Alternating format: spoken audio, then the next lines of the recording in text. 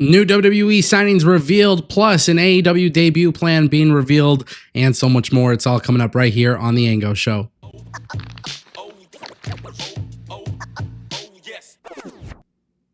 All right, y'all, don't forget we got a newsletter, and I hope you guys check it out. ango.beehive.com/subscribe. The link is in the description and pinned comment.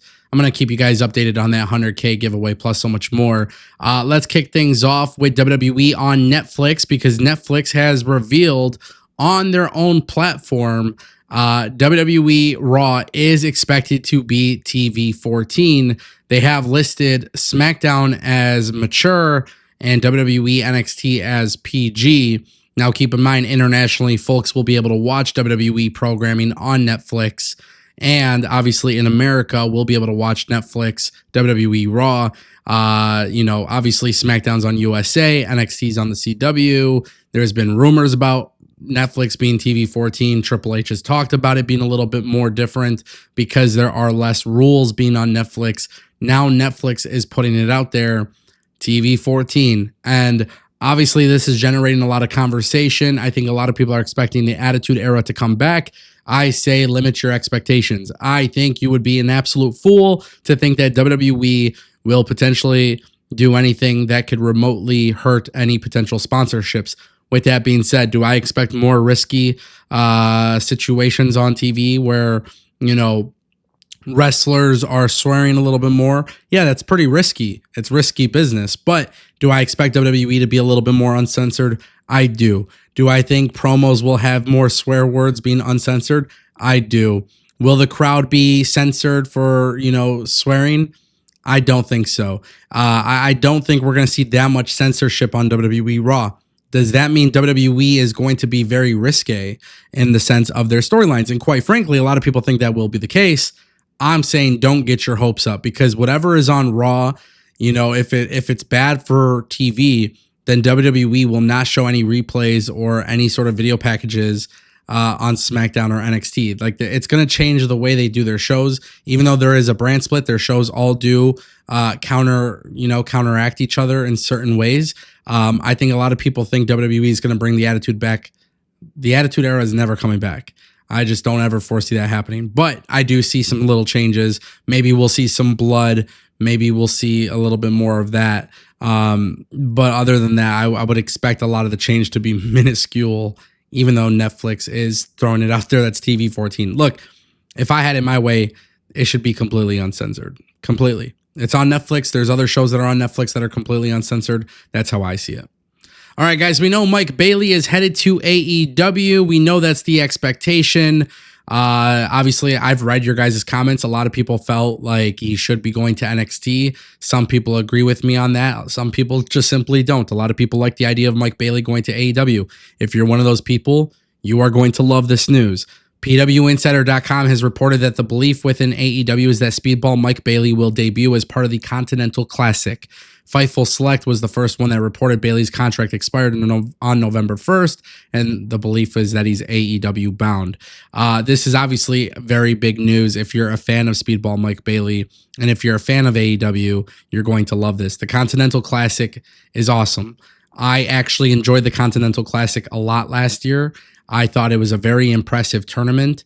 I want to see this year, the same thing. I have high expectations for this tournament. But what's really cool is Mike Bailey is one of my favorite wrestlers. I've spoken very highly about Mike Bailey and his work in TNA. And I think it would be really cool to see Mike Bailey actually win the Continental Classic. I don't think people understand how great of a match Okada versus Mike Bailey would be. Ladies and gentlemen, it will be absolutely fire. And this is exactly what Speedball Mike Bailey should be doing. He should be doing the big time matches.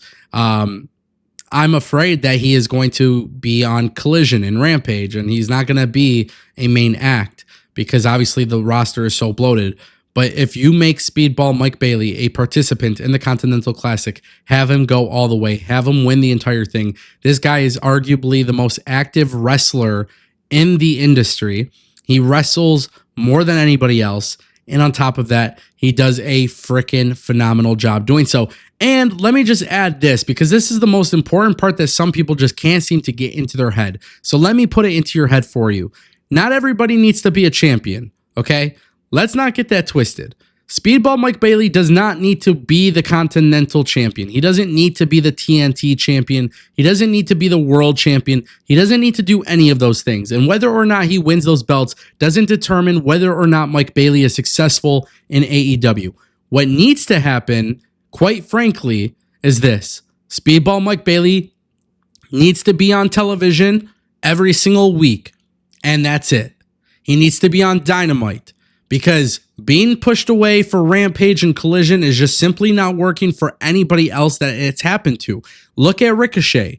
Ricochet came into Dynamite and now all of a sudden he's doing random shit on other shows. I'm sorry, but that's inexcusable. The point of putting somebody in a big role is by putting them on your primary TV show. That is what is needed for Mike Bailey.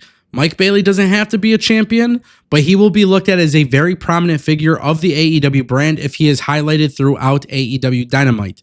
And at the end of the day, that is simply all I'm asking for. WWE ID, more signings. Some people like this, some people don't. We're still waiting to see what's happening. But Memphis Wrestling's Aaron Roberts has been announced as the latest WWE ID prospect.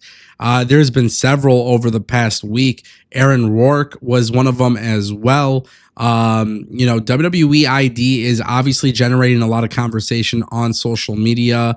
There's been a ton of names being, added. Ricky Smokes was added.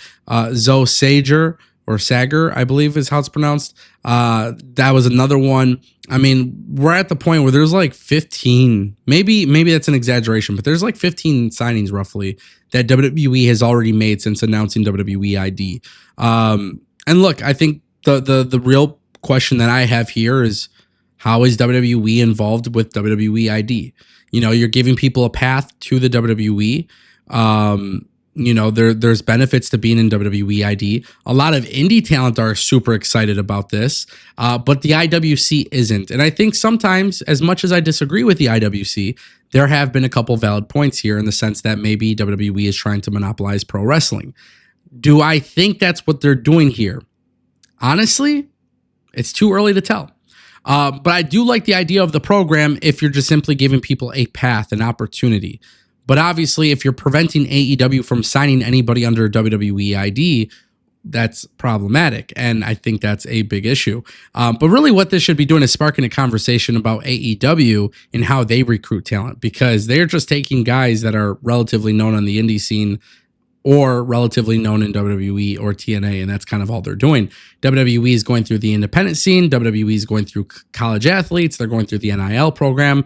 They're doing a lot. So let me know what you guys think in the comment section down below. Ladies and gentlemen, that is The Ango Show.